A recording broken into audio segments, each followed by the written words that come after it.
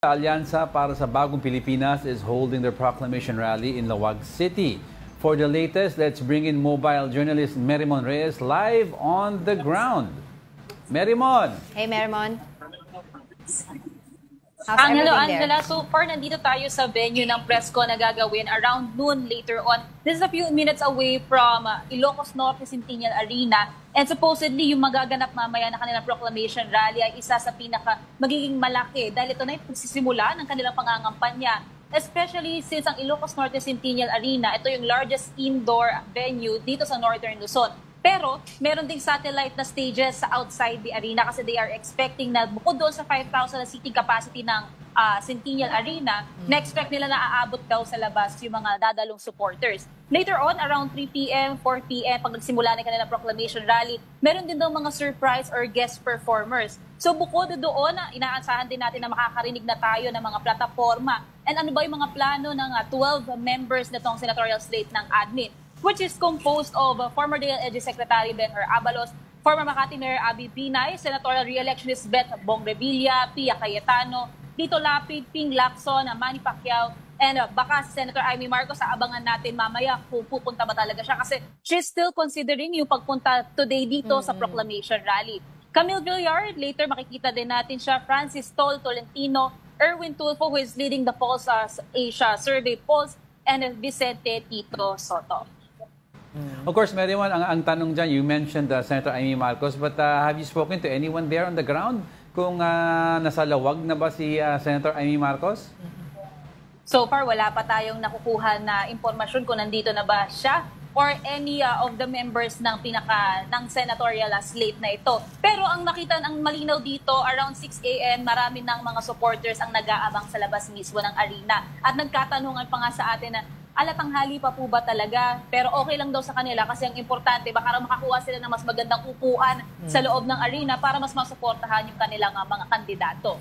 Linawin ko lang, Merimon, yung event, the kick-off rally itself, saan gagawin ba? Will that be outdoor or lahat dyan indoor? Kasi parang kung indoor, parang medyong masyadong peaceful. Usually, dapat magarbo ang kick-off, di ba?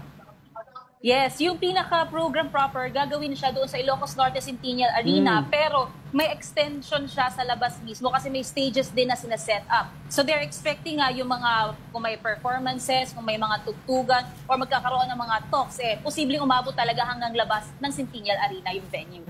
Merimon, alam ko nabanggit mga surprise yung mga magpe-perform dyan, pero may mga kilala ba tayo, yung mga known personalities na magiging supporter ng slate na yan na pupunta dyan ngayong araw?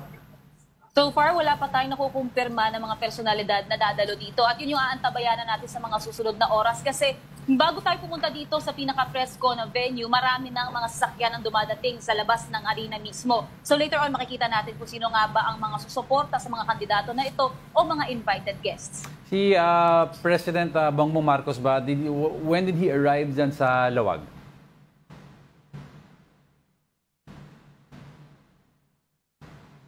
Hindi pa natin nakukumpirma mismo yung presensya ni President Bongbong Marcos nor ng kanyang pamilya. Pero expectedly, since magkakaroon ng press con dito, posibleng makita na natin sila kasama itong kanilang campaign manager na si Congressman Toby Chanco. So pwede natin ambushin mamaya at alamin kung ano nga ba yung mga kaganapan ngayong araw at ano yung dapat nating asahan sa mga susunod na linggo. Lastly na lang, Merimon, bukod nga kay Senator Amy Marcos, inaasahan naman natin na present lahat yung mga nasa senatorial slate ng admin. Wala naman mag-a-absent. Yes, Angela. Inaasahan dito kasi ito yung pinaka-starting point nila hanggang sa mga susunod na campaign days nila. Posible nang magkaroon sila ng door-to-door or house-to-house na pangangampanya kasama ng kanilang mga supporters. So for sure, makikita dito, if not yung 12 members, maybe 11, and potentially baka pati itong si Presidential Sister Senator Amy Marcos ay dumalo rin. Alright, maraming salamat sa iyong update. That was our mobile journalist, Merimon Reyes.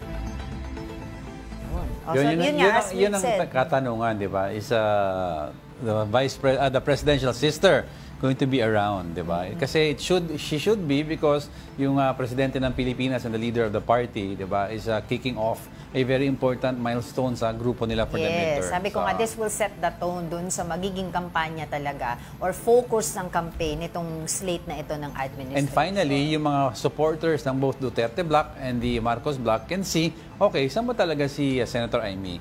If she joins this kickoff rally ng grupo kung saan si PBBM, then at least may mararamdaman na okay, medyo papanig siya sa kapatid niya. Oo. Pero parang feeling ko nga dun sa interview niya with Miss Cheryl Cosim dun sa kanyang programa sa radio, parang meron na siyang pa-disclaimer dun na kahit na if ever pumunta ako, I'm considering to go there, di ba parang hindi pa rin ako talagang dito sa kanila dahil ayoko yung campaign ad nila na forward together, yung mga ganon. So, parang feeling ko ganon pa din that's siya. Very detrimental to her kasi kailangan talaga, as we said kanina pa, mamili ka ng isang ilog kung saan ka mamangka. Alright, meanwhile, the campaign kick-off of Makabayan Bloc senatorial candidates is happening already in Manila.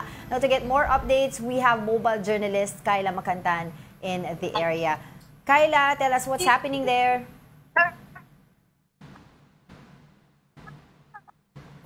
We'll try to fix the signal of Kyla dyan sa Ito naman Manila. sa isang progresibong grupo na Makabayan Bloc. Kasi, known to make noise sa lower house a lot, year in and year out. Kumbaga sila ang check and balance ng gobyerno. Exactly. And then we'll be seeing a lot of parties na mag-start ng kanilang rally today sa iba't ibang lugar. So we've seen already yung we've heard about Admin slate in Lawag City. Now we're trying to take a look at Manila. And then we have si Tulfo also supposed to do it in Quezon City. Yeah, Ben Tulfo Ben Tulfo in Quezon City.